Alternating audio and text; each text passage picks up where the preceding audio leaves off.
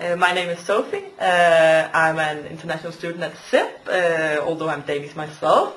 And I'm running for the academic council on the social science list for the student council.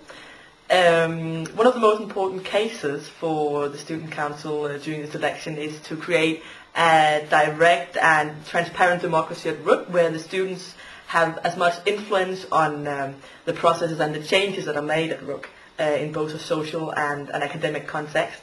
In relation to the international students, this means that we believe that all information from the controlling organizations at RUC and the different councils should be available in both Danish and English, so that all international students have the possibility of participating and being a part of the democracy at RUC at the same level as the Danish students. Furthermore, for the international students in particular, we wish that both the supervisors and the teachers at the international line should have better English skills, and courses in English should be offered for the supervisors and for the students who might need it. Furthermore, on a general level, we wish to improve the social life at RUC as well.